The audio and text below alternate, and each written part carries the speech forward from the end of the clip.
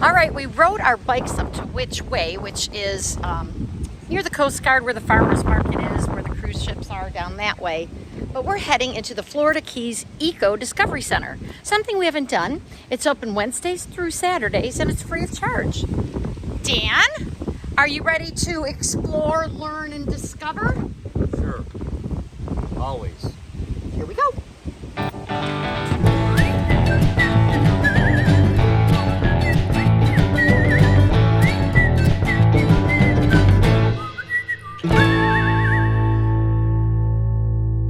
So if you look at our shipwrecks, so shipwreck trail, these are 9 ironclad ships that have gone down. Some of those were intentional, some were accidental.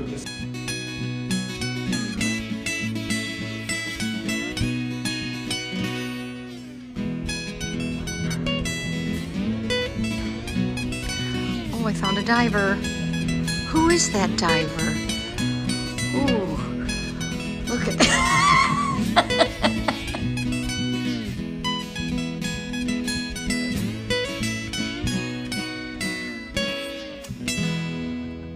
In memory of Shell, if eternity is measured by memories treasured in the hearts of loved ones and friends, then Shell surely knows that he lives as he goes to the place where the sidewalk ends. In memory of Shel Silverstein, one of my favorite authors. Here at the corner of Simonton and Eaton is Books and Books.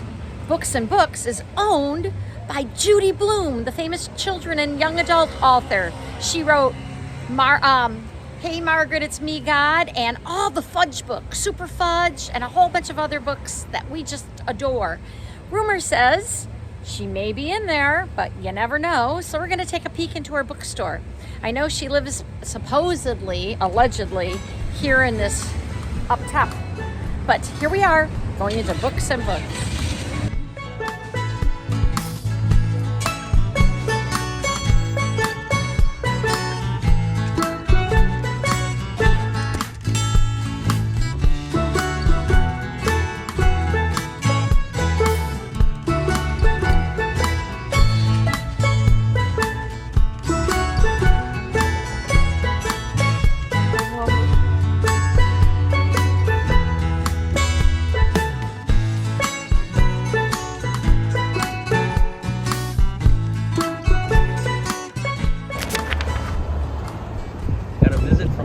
Manatees today. There's 3 here and there's a couple more over there. Okay, look at all the manatees right here. I can almost touch his tail. There's 5 of them that we can see. Right here. Okay, now we have 6. 1, 2, 3, 4, 5, 6. Looks like the baby's in the middle.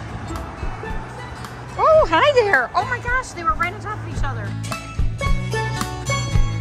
Right next to our boat slip. Nestled between the ocean on A1A and airport parking is the East Martello Museum.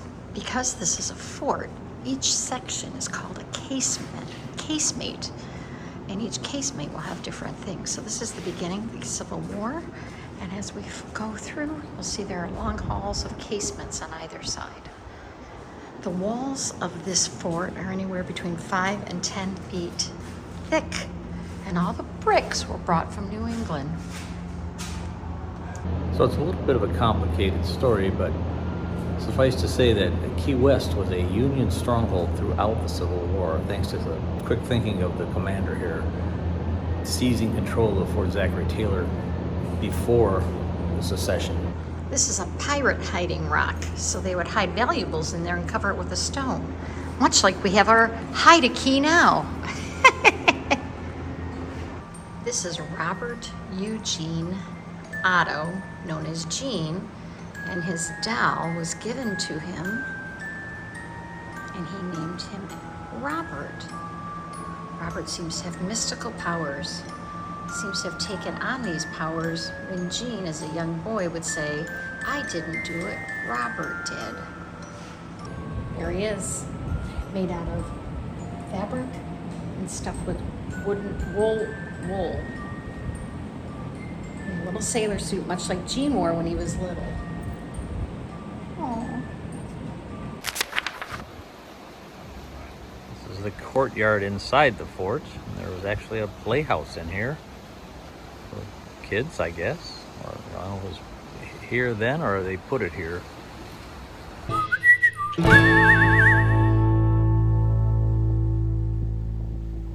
All right, we're going into the Citadel. This is the first floor. This is where they could escape if anybody came over the walls. It's the last line of defense. Bastion of defense, I guess they called it. Oh, and there's sculptures in here. Awesome. And there are some pretty cool sculptures. So there was a local artist, a little bit eccentric, of course, here in Key West, that made these. The guy would basically lived in a junkyard. He invited people to drop things that he could weld together, and he did all his welding in bare feet because he didn't want to ruin his expensive shoes. Where they would place their rifles. But look who I found. Right there, basking in the sun at the fort. And this gets up to the observation deck. The original iron stairs. We're up on top of the Citadel now. We can look toward the city and the airport. You can see the original cannon mounts still here.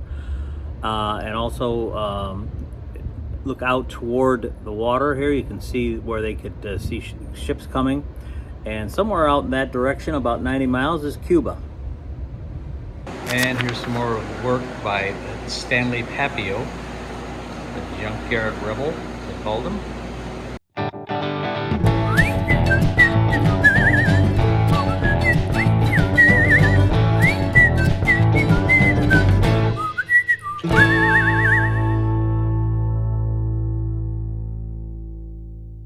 This is Fort Taylor. I believe it's Fort Zachary Taylor.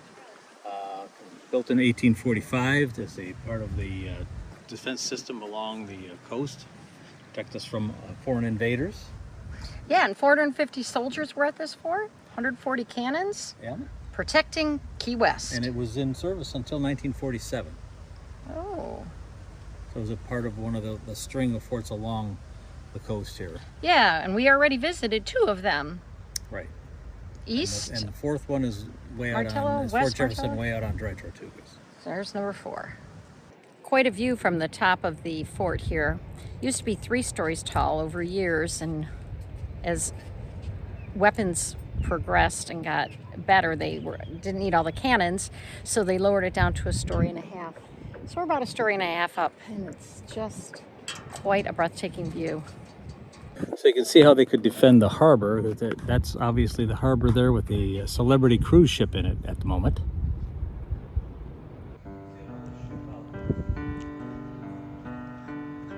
Dan has entered this area.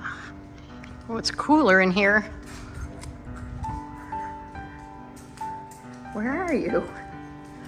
Oh, look at that. Oh my, nice breeze. Trying to find Captain Dan. Oh, Captain Dan. Oh yeah, it's a little eerie. Oh, Captain Dan. There he is. Dr. Samuel Mudd was jailed in this jail here on either side of the entrance to the fort here, on his way to the Dry Tortuga, Fort Jefferson, where he was going to be imprisoned for helping set the broken leg of John Wilkes-Booth.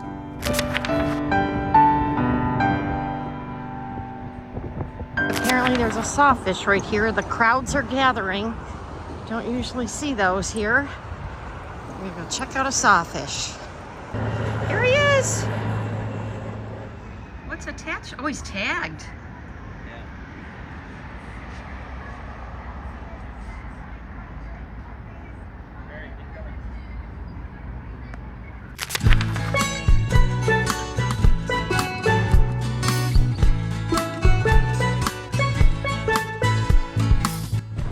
Well, today is the day. After are spending the entire winter in Key West. We're heading northbound.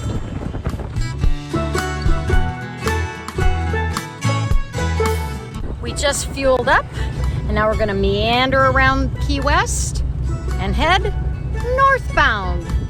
Not my favorite bound, but northbound nonetheless. And there's Captain Dan captaining. We haven't done this in a while, like 3 months or so. Here's Sunset Key. We were able to stay there one night, thanks to my friend Brenda. We're doing something a little different this time. We're gonna go back up the west coast of Florida, up toward Marco Island is the game plan for tonight, and then to Naples, and then Fort Myers and into the river system there, because we're gonna cross into Lake Okeechobee, cross over that way to the west side, to the east side of the state. So we're gonna do a little crossing we've never done before. So in a few days, we'll be crossing Lake Okeechobee. Something new here on Horizon Bound. I'll be back, Key West. I'll be back. Oh, come on, you guys knew that was coming.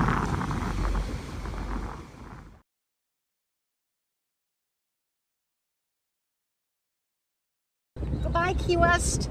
I love you. See you real soon.